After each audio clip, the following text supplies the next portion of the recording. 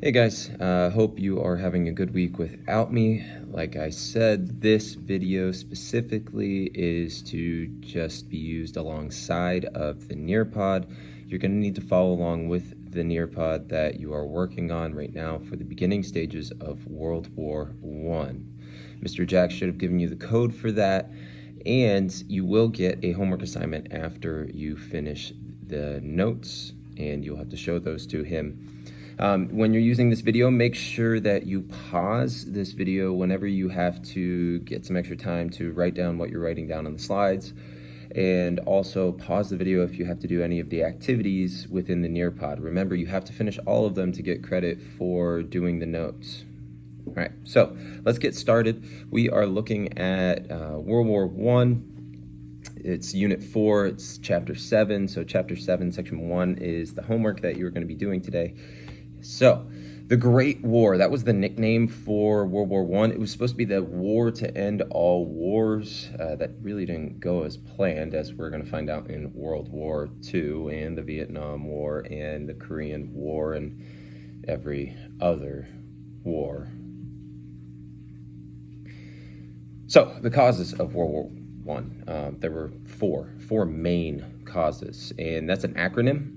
Main, M-A-I-N. So militarism, alliances, imperialism, and nationalism. So nationalism is that intense pride in your country. America's not the only one to have it. Yeah, we claim to and boast to have more national pride than any other country out there, but you know, that's really hard to measure.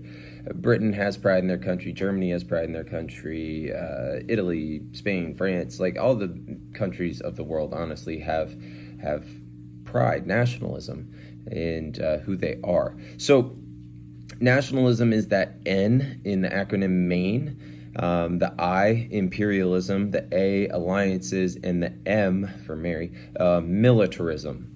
So I worked backwards, and we're going to see a lot of these pop up, especially the alliances and the militarism. We're going to see those pop up a lot as we go through these slides, right? So, how was Europe building up to the war? That's a really big question that we need to answer, because wars just don't start for no reason. There's always a motive, there's always a reason for why these things start. And so we really do need to look at the main things that were happening during that time period. So entangling alliances, one of the main causes, alliances, they were messy, they were mixed up, they weren't ideal. They got a lot of people in trouble because of how one country had to support another, whether they wanted to or not, during certain things. So entangling alliances, the alliances of Europe really split Europe up during the 1900s. This group called Prussia, which is kind of west of Russia, around where Germany is today, they were trying to unify all of these German states, or German nations. Prussia forced France to give up land. They really made an enemy with France. So really, you've got two sides starting. You got France and Prussia, or Germany. All right, I'm going to use those terms interchangeably as we go through. Apologize about that.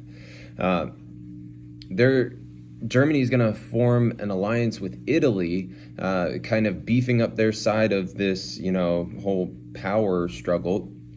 And that's going to force France to go to Russia and get them on their side. So now it's the Franco-Prussian alliance, or Franco-Russian, alliance, and then it's the Italians and the Germans on this side. Now, underneath these two are two really small countries. Well, one's really big and one's really small. Austria-Hungary is really big, and they have an enemy called Serbia. Serbia and Austria-Hungary do not get along. And everybody's kind of at tension with each other. And so they start to build up their military, and this idea is called militarism. It's the strong buildup of a nation's military forces to intimidate or threaten other nations. So militarism, they're building up, they're preparing for war, just like an athlete trains to prepare for their sporting event.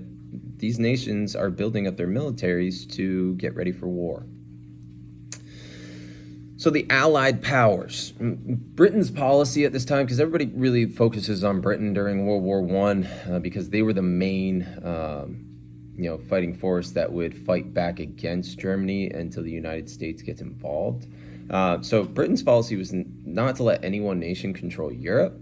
And because of Germany's reach, because of their control, their power that they are now amassing with Austria-Hungary and Italy, Britain is going to side with France and Russia. And they're going to try to help contain Germany, but what they don't want to do is sign any documents. They don't want to make it official, and so they do this thing called Entente Cordiale, which is in your slide, and that just means friendly understanding. And they did that so that they wouldn't have to do any official documents or any real official alliances of any kind. So what will break the tension to start World War I? You probably remember this from world history, but there was an assassination in Austria-Hungary, and it was on Archduke Franz Ferdinand. Heck of a name right there. Archduke Franz Ferdinand was assassinated in 1914 by a Bosnian revolutionary, right? This was a group from Serbia called the Black Hand. It was a terrorist organization or an assassination group called the Black Hand. Like hand, mine's white, but hand.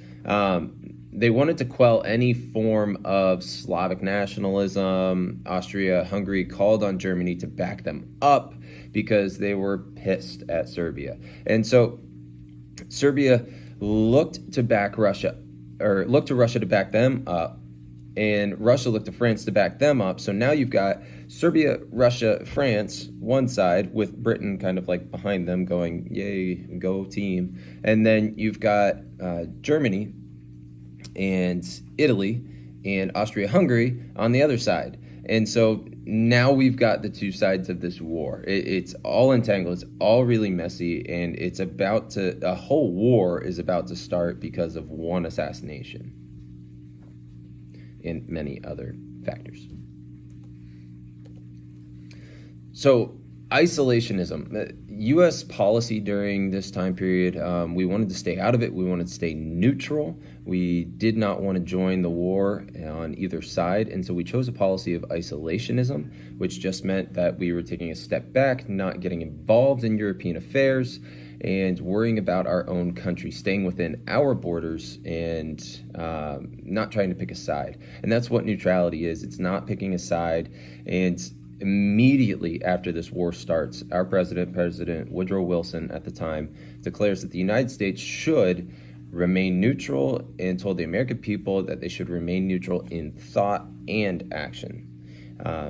However, all that being said, we have some really strong ties to Britain during that time, and so it's kind of like, hey, we're going to remain neutral, but our friends are on this side. It's not going to last for long. And I think if Woodrow Wilson would have been honest with himself, he could have seen that coming. One of the main reasons why we get involved in World War II is because of this series of events. As World War I gets started, and I think I might have just said World War II. As World War I gets started, we have Germany off the coast of Europe. They're sinking ships, they're attacking passenger ships and stealing contraband and looking for weapons and all that kind of stuff. And one of the main ships that they sink that we hear about is the sinking of the Lusitania, which is a passenger ship. Germany sunk this ship, and it included some American passengers, and so there were some calls and cries for, to fight back and everything against Germany at this point because Americans had died. We later find out that there were weapons on board, but the American people didn't know that, and so they thought it was just an attack on some American citizens. After that, Germany sends a message to Mexico that gets intercepted by Britain. And this message was called the Zimmerman Telegram. And when they intercept this message, they realize that what Germany's trying to do is get Mexico to attack the United States And what they're doing is promising Mexico the land that they lost to the United States. So Texas, Arizona, New Mexico, all that land, they're promising to give it back to Mexico if they fight against the United States during the war. So the goal for Germany was to keep the United States from getting involved, but because the American people found out about this telegram, they start to want to get involved. So we've got the sinking of the Lusitania, the Zimmerman telegram, and then just our ties to Britain that are really going to force our hand and get us involved in this war. That's really the start to it. Congress will declare war in 1917 in April. And at that point, we go to war. It's at the very end of World War I when we get involved, but we do get involved for just a little bit amount of time, and we do turn the tide of the battle when we get there, which is why we're so proud of what we did in World War I. The last slide in your PowerPoint, in your notes, is about warfare tactics. Make sure you take notes on that, and then make sure you get your homework done for next class. All right, the substitute will collect it. Thank you, and have a great day, guys.